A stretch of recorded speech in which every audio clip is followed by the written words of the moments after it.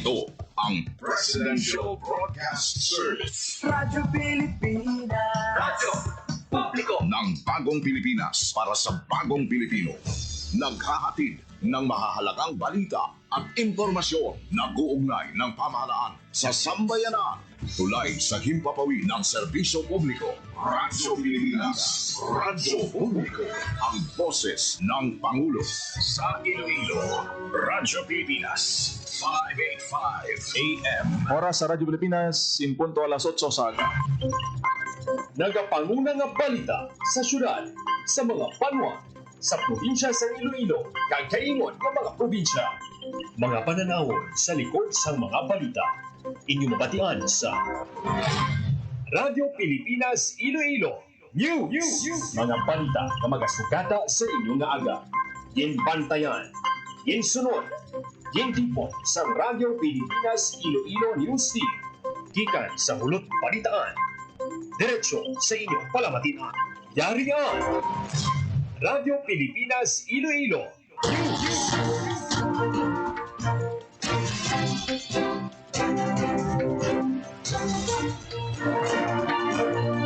Ayong aga Pilipinas, good morning Western Visayas. Welcome sa Radyo Pilipinas News. Buong adlaw sa Biyernes, Agosto 15, tuig 2025. Ako ang inyo tagbalita kada aga, Jinel Baclay, kagkaroon sa aton mga pangulong dinala. Headline inflation sa rehiyon sang Hulyo nagapabilin sa 0.6% suno sa PSA. Kaso sa nga foot and mouth disease sa probinsya sining nga tuig nagsaka sa masobra 300% kung ikumpara sang 2024. Pasig City nagapanguna sa may pinakamadamo nga kaso. Serbisyo sa barangay ginlunsar sa lokal nga panguluhan sa Banwa sang Hordan.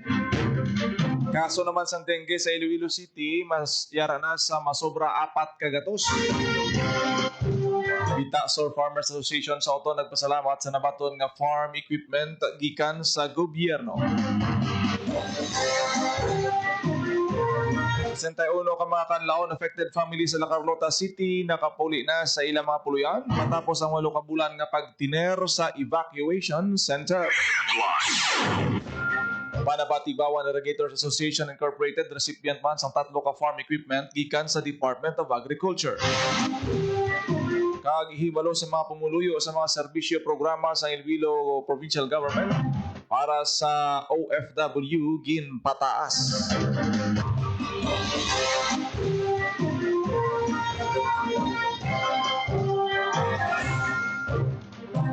Oras sa Radyo Pilipinas, alas 8:04 sa aga kagkaroon sa detalye sa aton mga balita lokal. Pilipinas. Radyo Pilipinas News.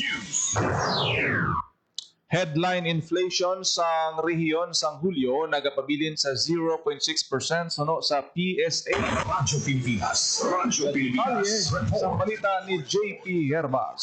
Nagpabilin sa 0.6% ang headline inflation rate sa Western Visayas sa Hulyo 2025. Sadig sa report sa Philippine Statistics Authority o kon PSA Western Visayas, ini ang kapareho lang sa nabalhag sa Hunyo 2025 kag mas marubo sa nabalhag nga 0.9% nga national inflation sa Hulyo. Lakip sa top 3 commodity group nga nag-amot sa 0.6% nga headline inflation sa rehiyon ang housing, water, electricity, gas, and other fuels, alcoholic beverages and tobacco, kag furnishing, household equipment, and routine household maintenance. Apisar pareho lang ang headline inflation sa nagdigan nga 2 ka bulan, talalo pang doon ang mas mataas nga inflation nga nabalhag sa alcoholic beverages and tobacco, clothing and footwear, housing, water, electricity, gas, and other fuels, health, information and communication, restaurants and accommodation services, kag personal care and miscellaneous goods and services. Samtang, mas madubong inflation rate ang nakita sa food and non-alcoholic beverages, furnishing, household equipment and routine household maintenance, transport, recreation, sport and culture, kag education services. Wala naman siyang pagbago ang inflation rate sa financial services. Dugang pa sa PSA Western Visayas, ang regional average inflation halin Enero to Hulyo 2025 nagdubo sa 2%. Ang Western Visayas ang ikawalo sa may pinakamataas nga headline inflation sa tanang nga rehiyon sa Pilipinas. Para sa Bagong Pilipinas, JP Harvas, Radyo Pilipinas, Radyo Publiko. Radyo Pilipinas. Radyo Pilipinas News. Kaso sang hand, foot, and mouth disease sa probinsya sininga tuig nagsaka sa masobra 300% ikumpara sang 2024. Syudad sang Pasig nagapanguna sa may pinakamadamo nga kaso. Radyo Pilipinas. Radyo Pilipinas. Report. Sa detalye sang balita ni Marian Grace Ereñeta. Nagsaka sa masobra 300% ang kaso sang hand, foot, and mouth disease o HFMD sa probinsya sang Iloilo sininga 2025 ikumpara sang 2024. Sa datos sang Iloilo Provincial Health Office as of Mobility Week 32 o kung humanid Enero 1 tutup Agosto 9 sininga tuig, yara sa 1,685 ang kaso sang HFMD sa probinsya nga mas mataas sa 383% ikumpara sa 349 lang ang kaso sa pareho nga period sa 2024. Sa masobra 1,600 nga kaso sininga tuig, ang 5 ka munisipalidad nga may pinakamadamo nga kaso mo ang Pasig City nga may 160, Lambuna nga may 99, Barotac Nueva nga may 95, Tigbawan nga may 88 kag Carles nga may 78. Kalabanan sa munisipalidad sa Iloilo ang may pagtaas ang kaso sang HFMD sa Mobility Week 32 sa 2025 ikumpara sa 2024. Ang banwa sang San Rafael nakabalhag sang isa ka kaso sang HFMD sa Mobility Week 32 sa 2024 habang sa 2025 nagsaka sa 42 ang kaso o may 4,100% increase. Samtang may pagnubo naman sang kaso sang HFMD sa banwa sang Mina nga halin sa 7 nga kaso sa Mobility Week 32 sa 2024 naka-record na lang ang Mina sang 4 o 43% nga decrease. Ang HFMD nagalapta pinaagi sa hangin nga nagadala sang droplet kung magpangatsi o kung mag-ubo ang tao nga infected sang HFMD. Pwede ini maglapta pinaagi sa kamot nga nakatandog sa mga butang nga kontaminado sa virus halin sa sipon, laway, ihi kag hiko sa tao nga nagadala sang virus. Para sa Bagong Pilipinas, Marian Grace Ereñeta, Radyo Pilipinas, Radyo Publiko. Radyo Pilipinas. Radyo Pilipinas News. Kaso sang dengue sa Iloilo City yara na sa 420. Radyo Pilipinas. Radyo Pilipinas. Report. Sa detalye sang balita. Naglabot na sa 420 ang kabilugan na kaso ng dengue sa syudad sang Iloilo sa August 13 sa datos sang Iloilo City Epidemiology and Surveillance Unit. Yara sa 5 ang na-record na active cases, 11 ka mga lugar naman na may clustering of cases ka nagapabilin nga isa ang napatay sa dengue. Ang maayo nga balita, bangod 414 sa kabilugan nga kaso ang naka-recover na sa balatian.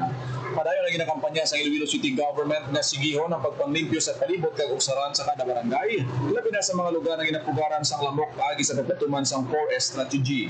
Hinainggan nyo man sang CHO nga sigihon ang pagpatuman sang clean up drive kada Sabado sa kabarangayan. Para sa Bagong Pilipinas, Junel Baclay, Radyo Pilipinas, Radyo Publiko. Radyo Pilipinas. Radyo Pilipinas News. Sa kadamuhon sa asosasyon nga nagpadala sang proposal, wala maglaom si Daniel Robite, presidente sa Bitasor Farmers Association sa banwa sang Uton, Iloilo, nga mapilian ng ila asosasyon nga matagaan sang bagong rice combine harvester gikan sa Department of Agriculture. Suno kay Robite, nalipay gid ang ila asosasyon nga tagaan sila sang farm equipment nga dako gid ang bulig sa ila pagpanguma. Dako nga bulig ang rice combine harvester. Sa ila pagpanguma bangod magamit nila ini sa pag-ani kag pagtinlo sang palay sa isa lang ka makina. Makatipid man sila sa oras sa paggamit sang makina. Ang Bitasor Farmers Association sa banwa sang Uton, Iloilo, may 65 ka mga miyembro. Nagpasalamat naman si Robite kay Presidente Ferdinand Marcos Jr. sa suporta niya sa mga manguma para maduso ang food security kag madugangan ang income sang mga mangunguma. Radyo Pilipinas. Radyo Pilipinas News.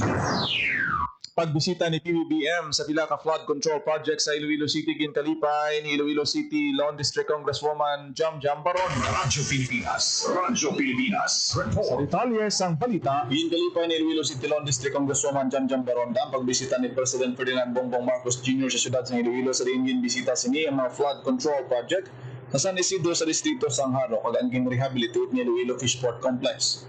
Lagip sa bisita man sa Presidente ang revetment wall sa Barangay San Isidro nga may budget ka 100 million kada subong ang natapos na. Sa idalom sang 2024 General Appropriations Act sa kay Baronda, may duha ka flood mitigation projects para sa Tigom River tributaries nga may pondo nga 150 million pesos kada isa kag isa diri ang ongoing kag isa ang suspendido.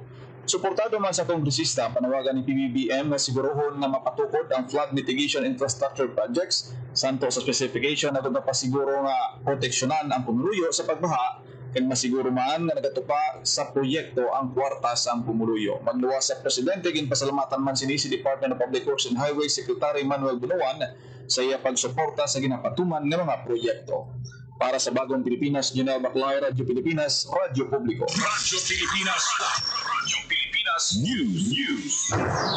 Pasalamatan man ni Iloilo City Mayor Raisa Treñas si Presidente Ferdinand Bongbong Marcos Jr. nga personal nga nag-usisa ang nakakita sa ginapasuni palpak kag delayed nga mga flood control projects sa Iloilo City sa idalom sa DPWH Iloilo City District Engineering Office.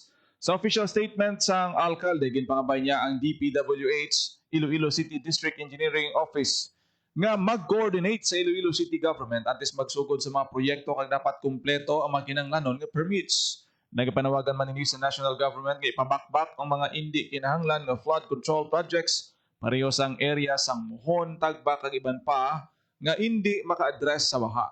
Dugang pa niya nga kinahanglan nga gamiton ng pondo sang gobyerno para sa mga proyekto nga makahatag sang benepisyo sang kada pamilyang Ilonggo kag hindi makaperwisyo sa kadama. Radyo Pilipinas. Radyo Pilipinas News.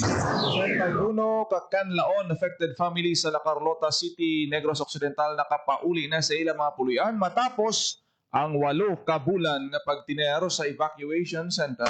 Radyo Pilipinas. Radyo Pilipinas. Report. Sa detalye sa balita ni JP Herbas. Nagpauli na sa ilang mga puloy-an ang 61 ka pamilya sa La Carlota City, Negros Occidental na nagtiner sa mga evacuation center sa sulod sa masobra 8 ka bulan kasulod sa paglupok sa Bulkan Kalaon sa Disyembre. Ang mga nagpauli nga pamilya ginalgipan sa 225 ka tawo kag lunsay mga residente sa sitio gintugdan sa barangay Araal.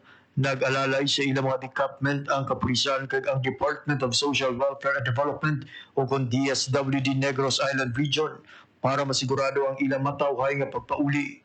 Ang pagpauli sa mga apektadong pamilya ginpanugutan kasunod sa pagpanubos sa Alert Level 2 sang Bulkan Kalaon sang nagligad nga bulan. Para sa Bagong Pilipinas, JP Harbas, Radyo Pilipinas, Radyo Publiko. Radyo Pilipinas. Radyo Pilipinas News. Nagapasalamat si Tatay Bonifacio Tornalejo, Secretary sa Banaba Irrigators Association Incorporated sa buli kay ginbalabot ni Presidente Ferdinand Marcos Jr. sa mga manguma sa giniwat nga distribusyon sa farm equipment sa Iloilo City. Suno kay Tornalejo sa pag-mechanize mabuhinan ng gasto sa mga manguma kag mapahapos ang ila pag-ani.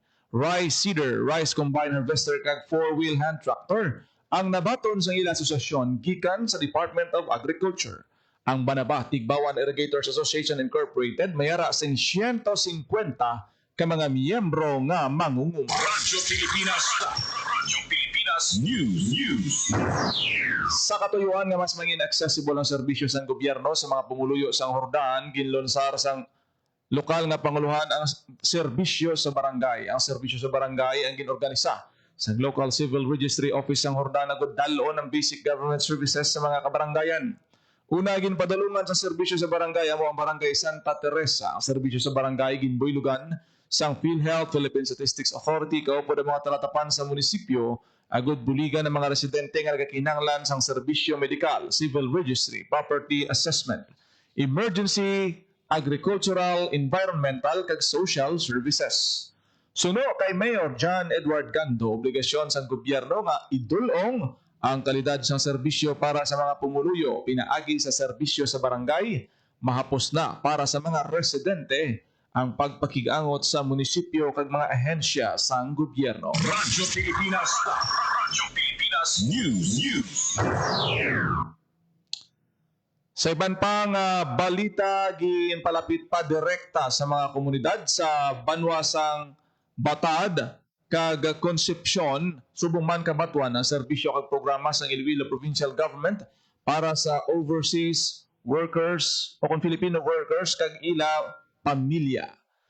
Naghiwat sa Migration and Development Forum so kung MDF kag anti-illegal recruitment ang PESO Iloilo Province sa din gintudlo sa mga OFW ang safe migration, reintegration kag government assistance nga available para sa ila. ginpasalig sang Kapitolyo ang bulig kag oportunidad sa mga OFW kag sang ilang pamilya pinaagi sa pagtrabaho kaupod ang mga lideres sa mga kabanwahanan, organisasyon sang OFW kag community partners.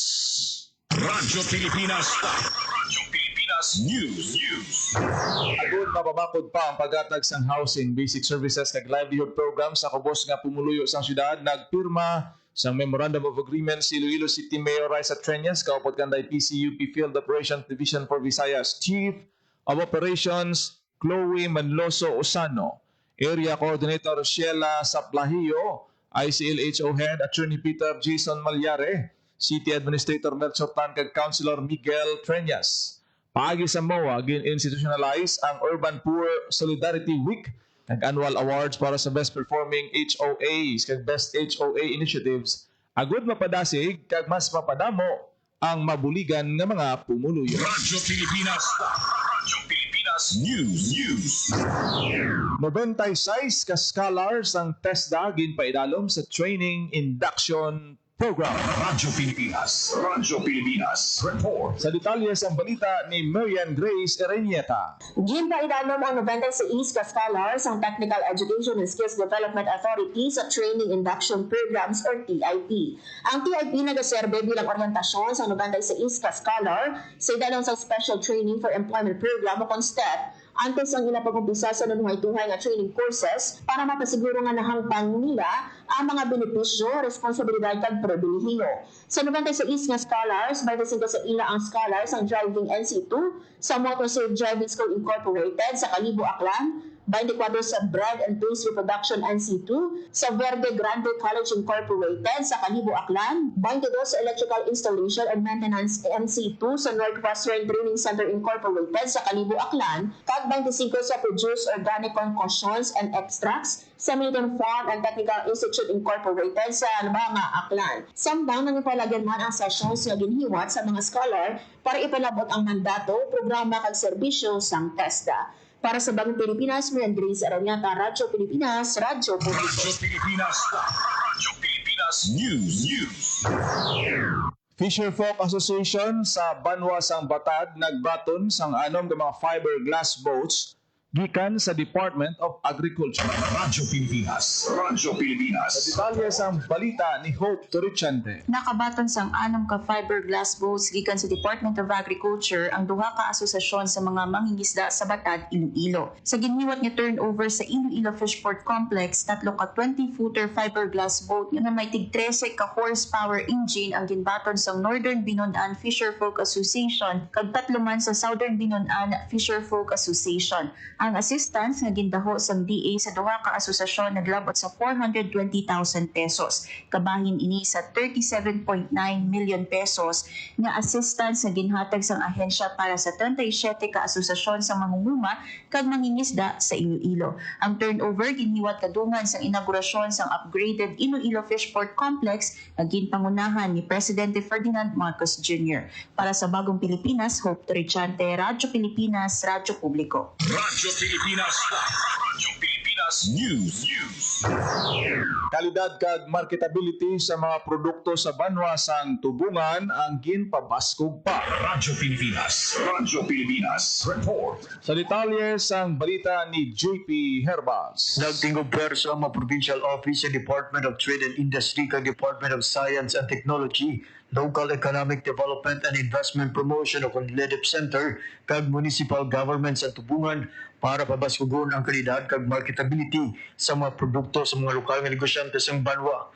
Ini pinaagi sa duha ka adlaw nga paghanas angot sa food safety, product standardization, packaging kag labeling nga kabahin sang Community Empowerment through Science and Technology o CONSES program sang DOST. Nakip sa mga gintudlo sa mga tagpasakop ang tuhoy sa pagsiguro sang food safety, pagpabilin sa product standards, kag pag-ubra sa mga makagalanyo nga packaging kag labeling design. Ang DTI Iloilo pinagi sa Negosyo Center Tubungan naghatag man sa pila ka rekomendasyon angkon sa paglabot sa mga regulatory requirement kag market demand. Para sa Bagong Pilipinas, JP Herbas, Radyo Pilipinas, Radyo Publiko. Radyo Pilipinas. Radyo Pilipinas Pilipinas News.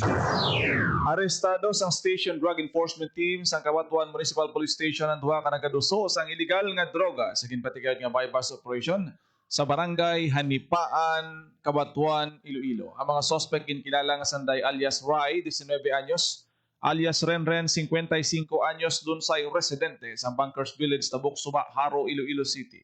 Nadakpan man sa operasyon ang tatlo pa nila ka mga kaupdanan, 140 gramos sa ginapatihan shabu nga nagabalor 952,000 pesos ang nakumpiska sang otoridad. Ang madinalagon nga operasyon na tigayon pinaagi sa impormasyon naging palabot sa mga residente. Isa man ka bulan nga gin-surveillance sa mga suspect kag nagagwa nga nagakuha sila sa drug supply sa Iloilo City kag ginabaligya sa Kabuatuan kag mga kaiping nga banwa. Suno kay Iloilo Police Provincial Office Director Police Colonel Bayani Rosalan ang madinalagon nga operasyon nagapamatuod sang hugot nga katuyuan sang Ilonggo Cups nga tapnaon ang illegal nga droga sa probinsya sang Iloilo. Nagapasalamat naman si Rosalan sa mga pumuluyo sang Kabuatuan sa ilabulig paagi sa paghatag sang impormasyon nga nagresulta sa pagkaaresto sa mga suspect. Ginpaandaman man sang IPPO ang mga nagaduso nga maguntat na bangod hindi sila makapalagyo sa kasuguan. Radyo Pilipinas News. Philippine Philharmonic Orchestra libre nga mabatian sa isa ka konsyerto sa probinsya sang Antique. Radyo Pilipinas. Sa balita ni Hope Turichante. Lauman ang libre nga konsyerto sa Philippine Philharmonic Orchestra sa probinsya sang Antique. Nagapang-agda si Senator Loren Ligarda, chairperson sang Senate Committee on Culture and the Arts, sa mga Antiqueño nga saksihan kag pamatian ang PPO sa August 15 alas 7 sang gabi sa Tiripunan Hall sa University of Antique sa Sibalom. Sa idalom sang baton ni Maestro Hermenegildo Ranera, igapasundayag sa konsyerto ang mga talento nanday Arman Ferrer kag Sheila Valderrama. Ang nasambit nga concert kabahin sa outreach program sang Cultural Center of the Philippines nga nagatuyo nga pataaso ng interes ang publiko sa sining kag kultura. Nagdalon ang sining palapit sa publiko ilabi na sa mga rehiyon. Para sa Bagong Pilipinas, Hope Turichante, Radyo Pilipinas, Radyo Publiko. Radyo Pilipinas News.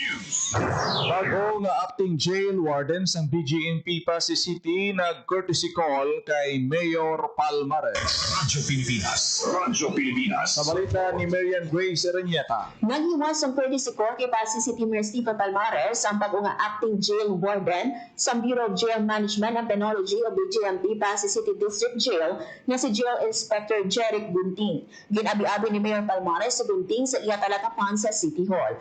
Gimbisitahan man ni Gunting sa Vice Mayor Elisar Chavez, miyembro sa Sanggunian Panlungsod kag department heads. Ang pagbisita ni Gunting nagatuyo nga ipalapot ang partnership sa tunga sang lokal nga panguluhan kag sa BGMP para mapasiguro ang rehabilitasyon kag reintegrasyon sa mga persons deprived of liberty o PDLs. Antes ang i-assignment sa BGMP Pasay City District Jail, nagserbi si Gunting bilang aide-de-camp sa BGMP Regional Office 6. Para sa Bagong Pilipinas, Marian Grace Erenieta, Radyo Pilipinas, Radyo Publiko. Radyo Pilipinas News.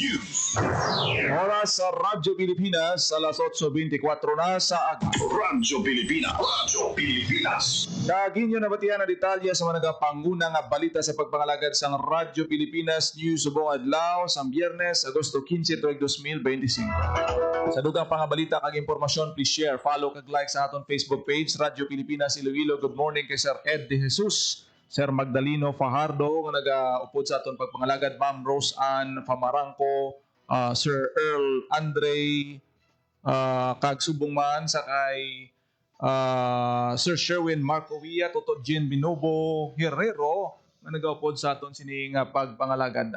Kita karon sa programa Iloilo Morning. Kada aga ko naging lamang ang inyo alagad ang inyo tagbalita.